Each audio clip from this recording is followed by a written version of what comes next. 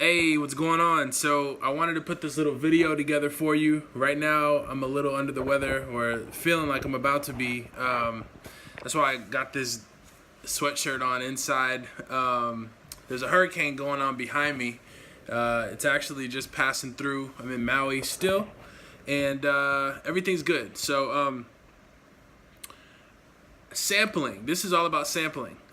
We want to make sure that here's the key for sampling.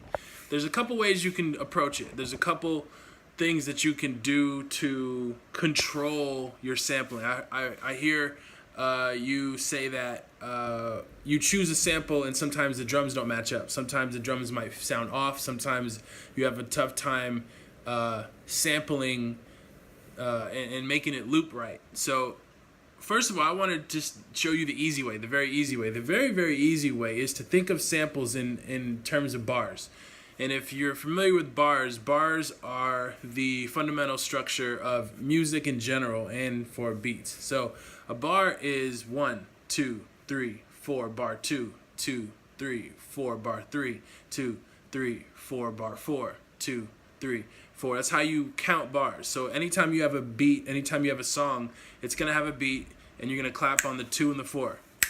1, 2, 3, 4, bar 2, 2, 3, 4, bar 3, 2, 3, 4, bar 4, 2, 3, 4. So you count bars. And so when you have a sample, you can either have a 1-bar sample. I mean, to make it easy, I'm trying to make it like super easy for you. I think that's the best way. Keep it super simple. You can have a sample that's either 1 bar, 2 bars, or 4 bars. You don't really want to have a 3-bar sample. That's going to get kind of hard. And that's another little tip. Your music should change every 4 bars. Something drastic should change in your music every 4 bars. So in terms of sampling, you want to either have a 1-bar loop sample or a 2-bar loop sample or a 4. So whenever you hear it, you want to be counting to yourself in your head the sample. You want to say like 1, 2, 3, 4, 1, 2, 3, 4. You want to make sure that you can formulate a bar with the sample, or 2 bars or 4 bars. You don't really want to do 3, you don't want to do 5, you don't want to do 6, 7.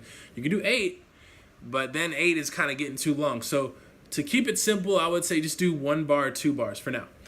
So that's the first thing. The second thing about sampling is to make sure your sample has natural rhythm. I'm not saying it needs to have drums in it. I'm just saying it needs to have, or should have, some natural rhythm that goes along with it. So even if the sample is played alone, people would still like know where to find the groove. They would know where to bounce to it. I think the most issue that you might have is that your samples might not have a groove. They might not have a bounce, so it might be hard to catch the downbeat. The 1, 2, 3, 4, 2, 2, 3, 4, bar 3. So in essence, keep your sample to 1 or 2 bars. Make sure you can already hear the loop as you're just looking for the sample itself. I would say try not to like make a complex sample that starts on bar 2, like 1, start, 3, 4, 1, start, 3, 4. Like, I would just say keep it simple in the beginning while you're trying to get everything aligned, and that's how your drums will stay in perfect match with your sample. Try to get a sample that starts on the 1 and ends on the the natural 1, 2, 3, 4 stop, and then back to the loop. Make sure your sample already has some natural rhythm to it. Doesn't necessarily mean you have drums. It just has some natural rhythm, some natural swing, some natural bounce, so that when you add drums to it, it's already going to be knocking. You don't really want, I would just recommend from the beginning, you don't want some like abstract, obscure sample where it's hard to catch the beat. You don't even know where it starts or begins. You just want to keep it simple. In a lot of ways, music, the best music is the most simple. And that's the key to sampling, is just to keep it simple, start small, start with like 1 bar, maybe 2.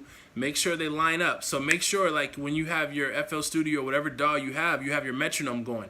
The tick, tock, tick, tock, tick, tock, tick, tock. So when you start your sample, it can line up perfectly with that. Your sample should line up perfectly with your metronome first. It should loop perfectly. And then once you get to that point, then add drums. Okay? So step 1 is to make sure your sample's tight. Step 2, add drums. Step 1, make sure your sample's tight. Make sure it has some natural rhythm, some natural flow on its own, and make sure it's either 1 bar, 2 bars, or 4 bar sample. And then step 2 is add your drums after that. If you do that, I think it'll make it a lot easier for you. You'll find sampling funner, and you'll actually be able to have a better ear just listening for the sample, because you're actually listening for that loop.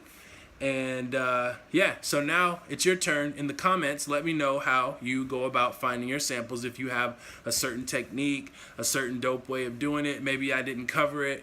I'd like to hear from you. So go ahead, leave a comment, and enlighten me, enlighten everybody about how you find your samples. And if you need help, just hit me up. I'm not far. All right, peace.